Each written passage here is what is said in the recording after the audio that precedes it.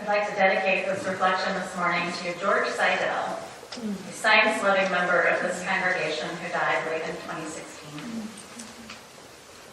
One of the most wondrous memories of my childhood is when my dad would invite my brother and me out into the backyard at night to stargaze. He would spread out the soft green blanket on the grass for us, position his telescope just right, and then show us one of the marvels of the night sky.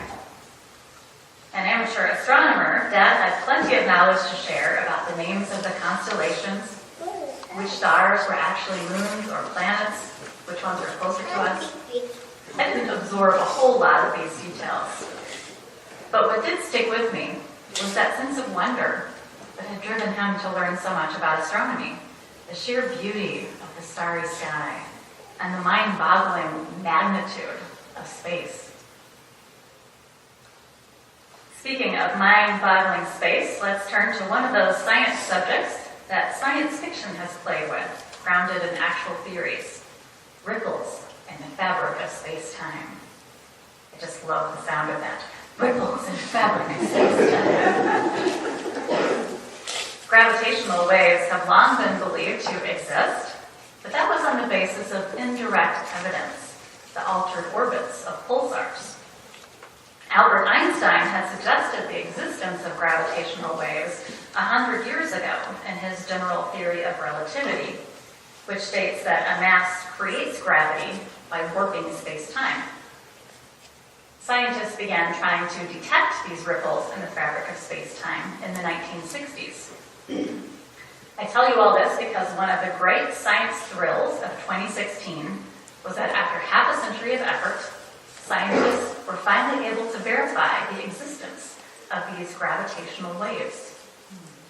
This must have pleased our own George Seidel, who was fascinated by black holes and other science concepts, because the breakthrough measurement of gravitational waves provides the most compelling evidence that's possible that black holes are real too. This breakthrough came at the Laser Interferometer Gravitational Wave Observatory, or LIGO, in Hanford, Washington, and its sister LIGO facility in Livingston, Louisiana. The first wave was detected in Washington, and less than 10 milliseconds later in Louisiana. The source of these ripples in space-time? A pair of black holes colliding more than 1 billion light years away. The LIGO detectors form what one scientist calls one of the most complex systems ever built by mankind. In a blog post, NASA called it currently the most awesome kind of sensor in modern technology, even cooler than the tricorders in Star Trek. They actually said that in the blog. It provides a new way of seeing the universe and allowing us to gather a whole new kind of data, which means that we can listen to the universe in a more full way than we ever could before. Using these LIGO detectors, scientists will be able to learn more about supernova, neutron stars, stellar pairs, and various other celestial phenomena. Now, I don't know about you, but for me, encounters with this kind of material give me a surreal feeling. I begin to feel a little floaty, like, am I still here on Earth? Or have I lapsed into some kind of Star Trek dream?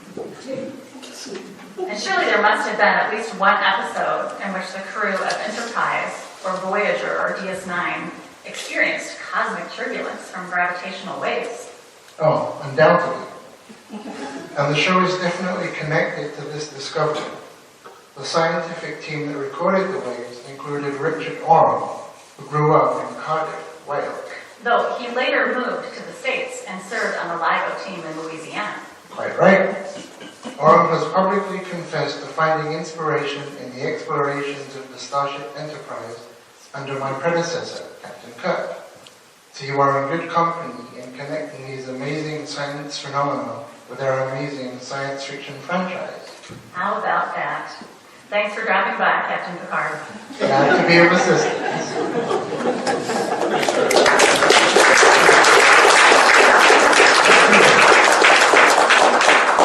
Keeping them from time to time is a thing.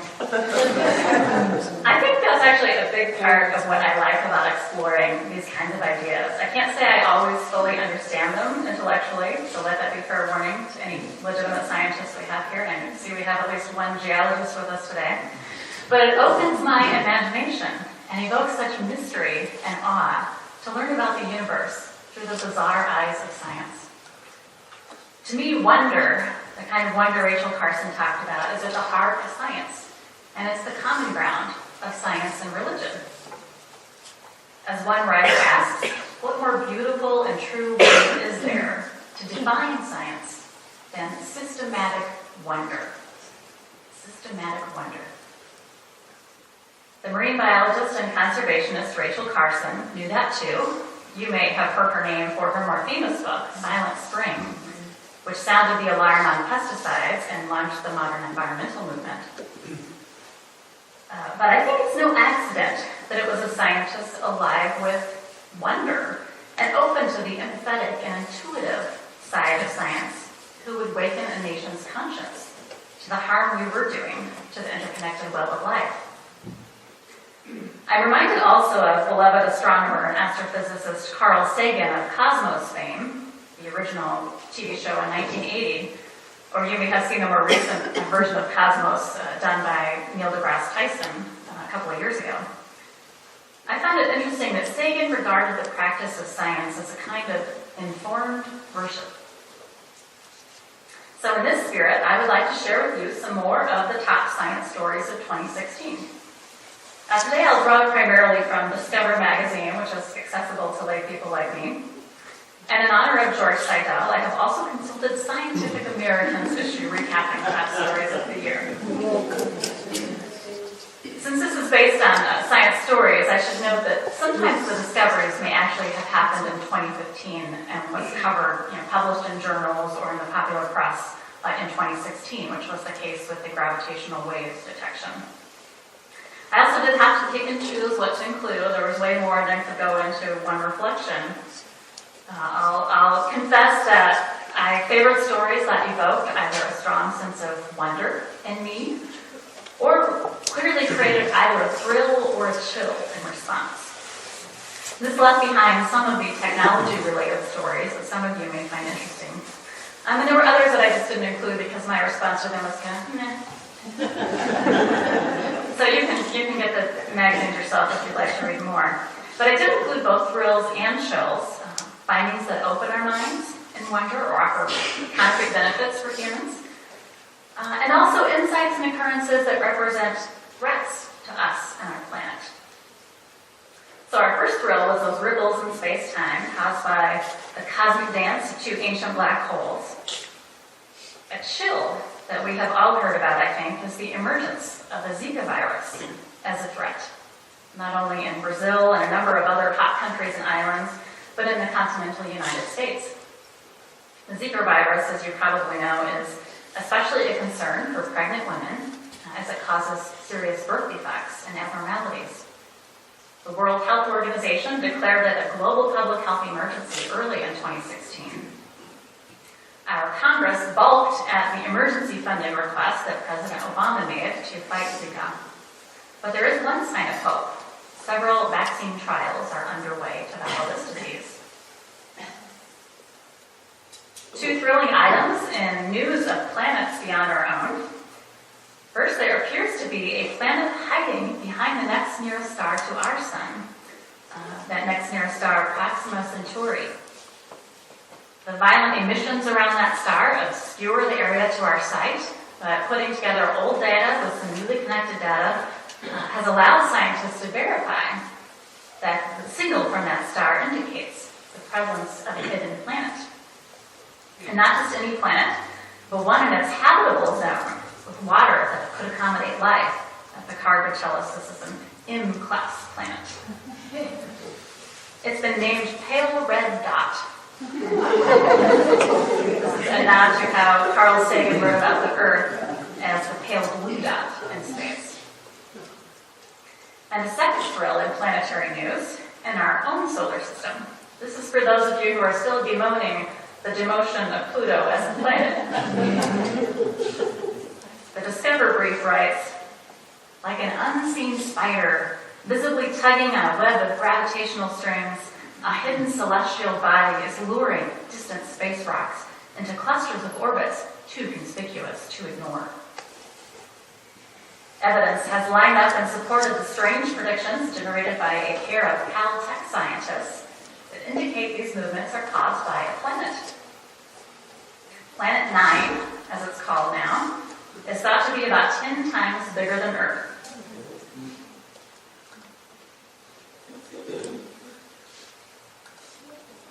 I mentioned Zika, another chill in public health that we've probably all read about or heard about. It came from Flint, Michigan, where residents exposed to lead-laced drinking water for a year and a half.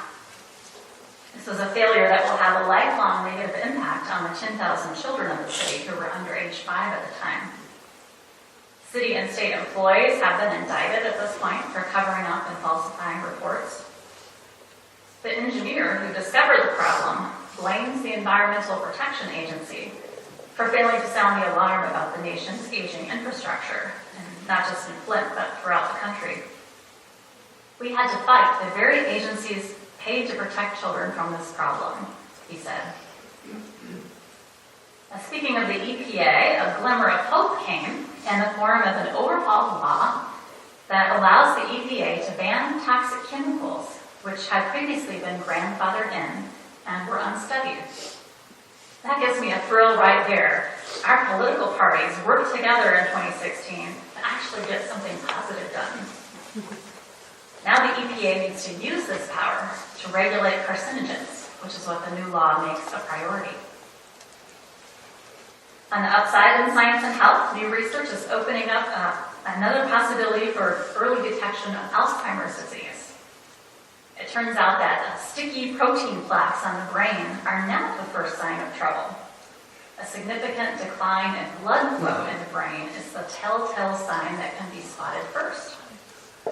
This research holds promise not only for intervening earlier, but also tailoring treatments to the factors in play. Things are looking up for cancer treatment also, thanks to a new generation of treatments that work by enhancing the body's own immune system. And a new map of the brain may help scientists make links between functions of the different regions of the brain and the processes of development, aging, and disease, which, as you can imagine, promises wide-ranging possible benefits. But I'll confess, the health question of 2016 that has most gripped me is the one that touches each of us. To floss or not to floss? That is the question raised by the Associated Press's investigation into flossing. The AP found no evidence to support the effectiveness of this practice, which so many of us do daily. Now, this was my New Year's resolution about 5 years ago, and I actually did it. I became a regular flosser, so was it all or not? Well, the American Dental Association and the Department of Health and Human Services continue to assert that we should all floss, noting that, quote, a lack of strong evidence doesn't equate to a lack of effectiveness. So I guess I'll keep flossing until there's more research. There were several fascinating discoveries in the evolution of creatures in 2016. It turns out that lizard scales did develop from the same body part as feathers and mammal hair. There was a common ancestor in all of these branches of the tree of life. A 305 million year old fossil of a tiny spider revealed the order in which the different parts of the spider's body developed. And you might not want to tell the little dinosaur fans in your life about this, but it's now believed to be true. Dinosaurs did not roar. So if you're down on the floor playing with your child or your grandkid with the little dinosaurs, T-Rex should not be going rah. The animal insight that I found most fascinating, though, has to do with birds. Researchers attached devices that were like little hats and backpacks on the great frigate birds of the Galapagos Islands to measure the movements of their heads, electrical currents in the brain, and to monitor their location. Well, what did they learn? As long suspected, we now know that birds do sleep while flying. Wow. Granted, they didn't do it for very long. It was about 42 minutes sleeping in air per flight day. but can you imagine soaring and gliding while you're sleeping? Scientists discovered more about human evolution also. The dates when our species diverged have been recalculated after a new technology was used to extract DNA from a 500 million year old fossil found in a Spanish cave. Researchers now estimate that Neanderthals split from modern humans much earlier than was previously thought, over 550,000 years ago. And DNA research with contemporary humans from around the globe settles the question of whether all modern humans today descend from the same small band that left Africa about 60,000 years ago. With a well-diversified sampling of DNA from people in Eurasia, Oceania, and the Americas, we know more definitively now than ever that we do indeed all trace our roots back to Mother Africa. And humanity is now intersecting with the science of geology in a new way. I'm a little nervous because there's a geologist on the front row. And correct me if I get this wrong. A working group of scientists is exploring the question of whether a new geologic age is underway. It's tentatively being called the Anthropocene age. The age when, likely starting around 1950, when nuclear bomb tests left a radioactive layer, humans have had such an impact on the planet that even if we go extinct someday, should alien geologists come along to study our planet, they would be able to tell we were here by the permanent evidence that we have left in geologic layers. The scientists do ultimately declare a new epoch based on such things as plastics in the ground and oceans, ubiquitous concrete, and black carbon in both rock and ice from the combustion of fossil fuels. If they do declare this, it will mean they now believe we are altering the course of evolution for the entire planet. Our impact on other animal species makes the case for this conclusion pretty compelling to me. Scientific American reports that we are, quote, killing so many species that in another century or two, the planet's biodiversity could take as catastrophic a hit as the one that happened when the dinosaurs disappeared. So time will tell. The scientists will find a new epoch, and the geologic timescale should be named to reflect humanity's impact on the planet.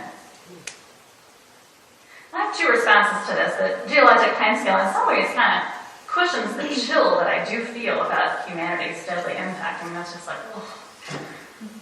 Because it lets me think, well, evolution will continue after we go extinct, and the planet will recover, and other kinds of life will develop, and there will be other geologic layers built on top of the crazy ones that we are creating now.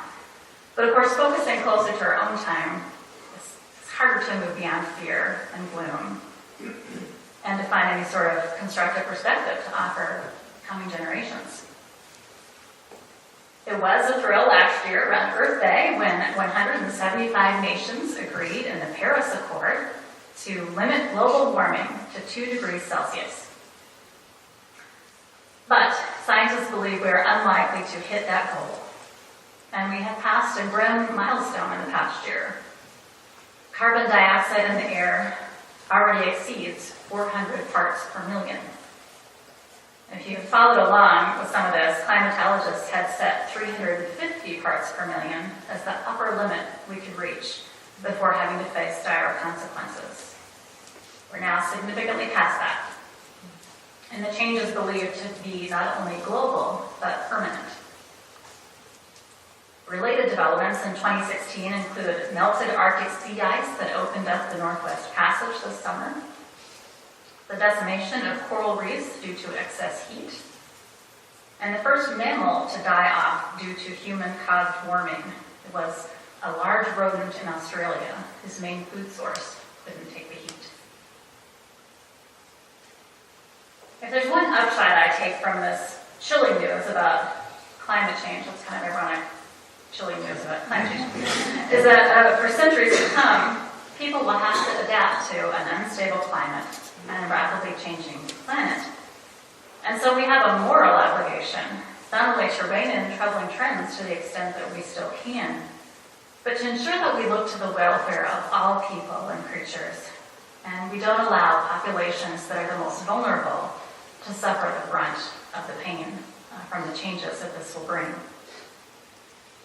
Grappling with global climate change should be among the highest priorities not only for science, but for policymakers and regular people in 2017 and years to come. I'll close with 3 bright notes of hope in that otherwise dissonant chord regarding our impact on the planet.